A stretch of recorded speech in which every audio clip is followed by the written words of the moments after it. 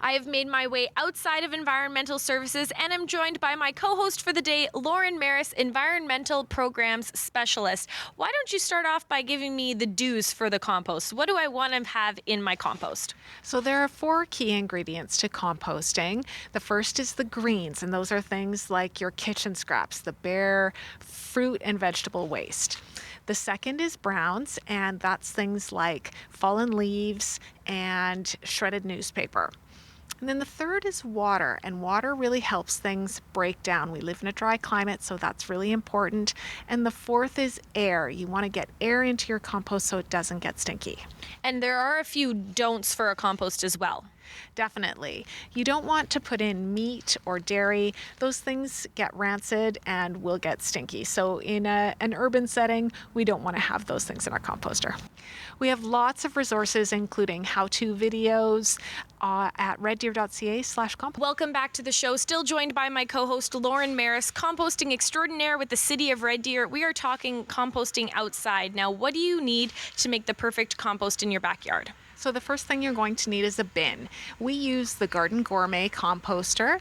It's square, and so it fits really neatly against fences and in small spaces. You can have more than one, and they fit really nicely together.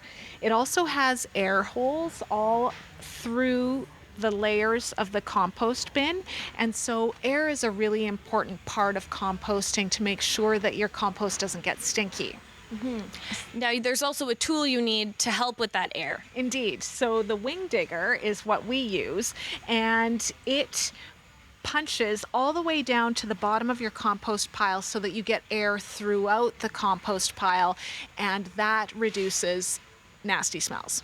And there's also a water component to it, so a watering can might help.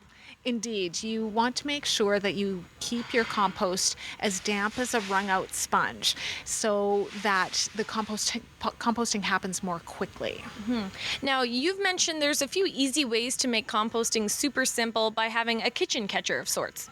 Indeed, you just want to have something that you can store your kitchen scraps in so that you don't have to take it to the composter every day. So I use an ice bucket, a stainless steel ice bucket. You can use a plastic ice cream pail. Any sort of bucket will do. Welcome back to the show. Spring is officially here, and that's why we are talking about composting at home. Still joining me, my co-host for the day, Lauren Maris. Now, there's still a bit of snow in my backyard, which is where we are right now. So when is the perfect time to start composting? As soon as the snow is gone and you can find where a sunny, convenient location is, you can get started. You leaded right into my next question. So we're in my backyard. Where would you place the bin? So I would place the bin right here. And the reason I would choose this is that it's a south-facing spot. It's getting lots of sun, and so sun helps things break down. I would also choose this because it's on a pathway that will be frequently used towards your garage, and you want it to be a convenient location. This is also on your property, so that's really important that it's not going to be at risk of being run over by a garbage truck or something like that, and it's going to be level and well drained. Perfect. Now, you also mentioned that you don't need to go out and buy a composter. There are a few other options for you. Absolutely. If you go to our website at reddeer.ca/composting, there are some resources available to how you can build your own composter using garbage cans or using pallets. There's all sorts of simple ways to do it.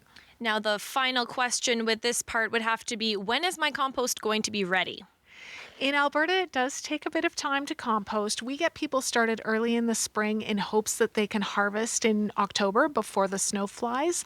That might be a little optimistic. It might be a year before you harvest any quantity of compost. Well, we've tackled the what and when and where of composting. Time to move on to the why. Lauren, why is it so important that our community gets involved and gives composting a try? To my mind, composting is the number one thing you can do for the environment. So if you're at all environmentally minded, there's so many benefits.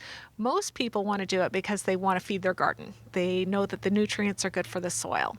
But composting also helps improve soil quality so that the soil absorbs water, so it keeps more water on your property. You have to water less, and less contaminated water would run off and go to the river.